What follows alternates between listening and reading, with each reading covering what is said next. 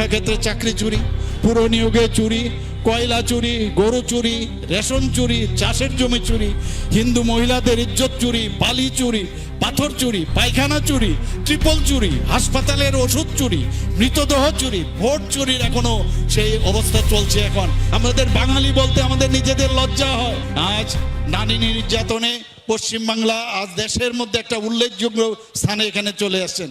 একজন নারী মুখ্যমন্ত্রীর শাসনে রাজ্যের যদি এই দশা হয়, তাহলে মেয়েরা, আমার বোনেরা, মায়েরা কোথায় যাবেন আজকে?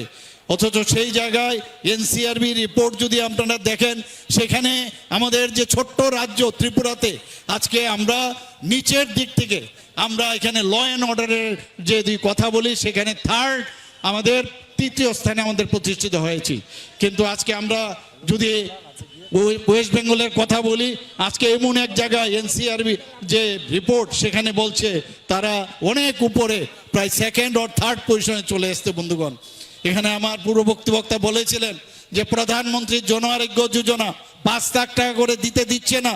এই যে স্বাস্থ্যের জন্য আপনাদের যে তাদের সুবিধা দেওয়া, সেই সুবিধা বন্ধ করে দিয়েছে। আপনারা শুনে খুশি হবেন, ত্রিপুরাতে আমরা মুখ্যমন্ত্রীর জন আরোগ্য যোজনা একই ধাঁচে আমরাও কিন্তু মুখ্যমন্ত্রীর জন আরোগ্য যোজনা সেখানে শুরু করেছি, এবং যে যে সুবিধাগুলো প্রধানমন্ত্রীর জন আরোগ্য যোজনা আছে সেই কাজগুলো আমরা সেখানে করছি। বন্ধুগণ, আমরা সেখানে সুপার স্পেশালিটি স্টার্ট করেছি।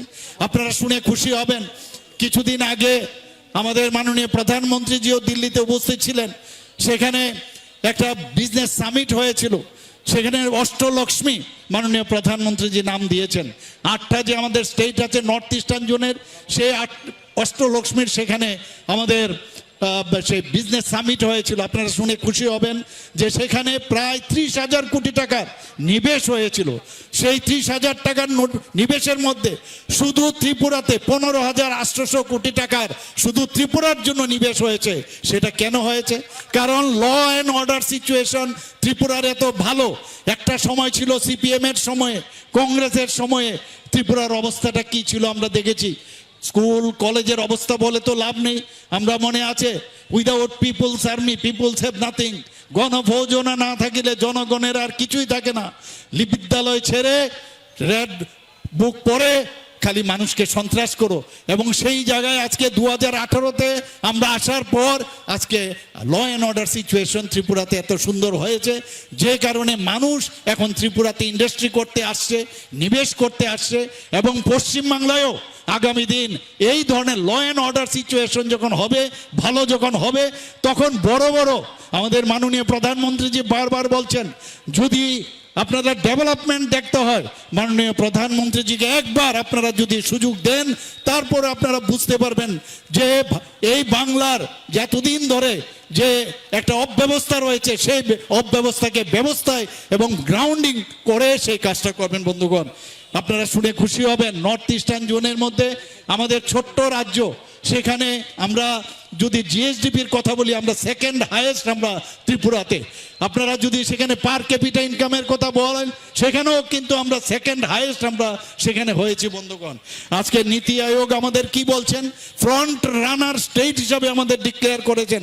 কাজের মাধ্যমে বন্ধুগণ, কাজ ছাড়া কাজের কোনো বিকল্প হয় না।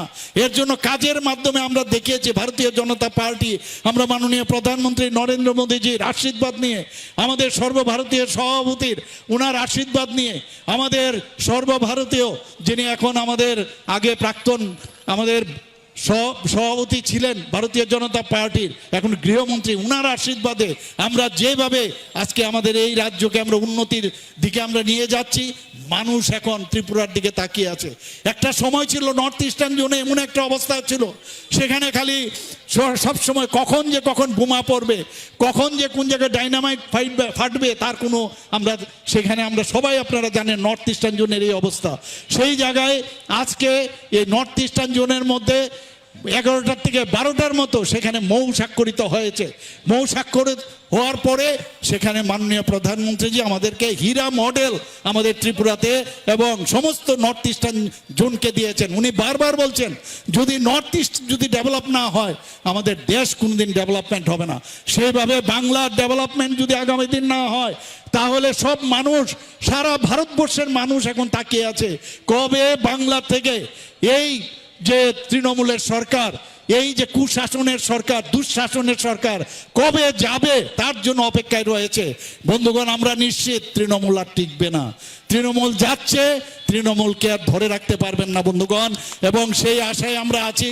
এবং আগামী দিন আমরা এই যে 34 বছরের কুশাসন ও দুঃশাসন যেটা সিপিএম করেছিল, তারপরে আমরাও কিন্তু সেই জায়গার থেকে তাদেরকে আমরা মুক্তি পেয়েছি।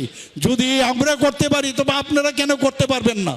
15 বছরের যে রাজত্ব ওনারা দেখেছেন, এই 34 বছরের রাজত্বের পরে মানুষ ভেবেছিল তৃণমূল একটা সরকার আসলে মানুষের জন্য কিছু কাজ করবেন, কিন্তু এখন আমরা কি দেখছি?